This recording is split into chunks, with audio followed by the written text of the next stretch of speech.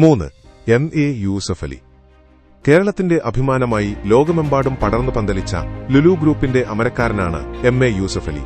നാട്ടികയുടെ തീരങ്ങളിൽ നിന്ന് യാത്ര തിരിച്ച് ഗൾഫ് രാജ്യങ്ങളുടെ ഹൃദയഭൂമിയിൽ തന്റെ ബിസിനസ് സാമ്രാജ്യം കെട്ടിപ്പടുത്ത ഈ മനുഷ്യൻ കഠിനാധ്വാനത്തിന്റെയും നിശ്ചയദാർഢ്യത്തിന്റെയും പ്രതീകമാണ്.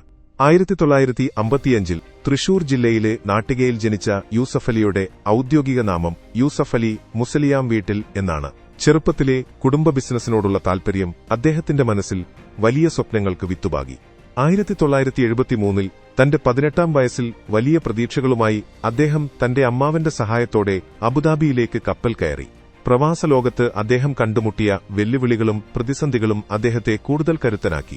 അബുദാബിയിലെ മുസല്ല സൂപ്പർമാർക്കറ്റിൽ തന്റെ ഔദ്യോഗിക ജീവിതം ആരംഭിച്ച യൂസഫലി കഠിനാധ്വാനം കൊണ്ട് തന്റെ കഴിവ് തെളിയിച്ചു. 1990കളിൽ അദ്ദേഹം തന്റെ സ്വന്തം സ്ഥാപനമായ ലുലു ഹൈപ്പർമാർക്കറ്റ് ഗ്രൂപ്പിന് തുടക്കമിട്ടു. എണ്ണിയാലൊടുങ്ങാത്ത പരിശ്രമത്തിലൂടെയും വ്യക്തമായ ബിസിനസ് തന്ത്രങ്ങളിലൂടെയും ലുലു ഗ്രൂപ്പ് അതിവേഗം വളർന്നു. ഈ വളർച്ച കേവലം ഒരു സാമ്പത്തിക മുന്നേറ്റം മാത്രമല്ല, 50,000 ആളുകൾക്ക് തൊഴിൽ നൽകുന്ന ഒരു സ്ഥാപനമായി ലുലു മാറിയതിന്റെ കഥ കൂടിയാണ്.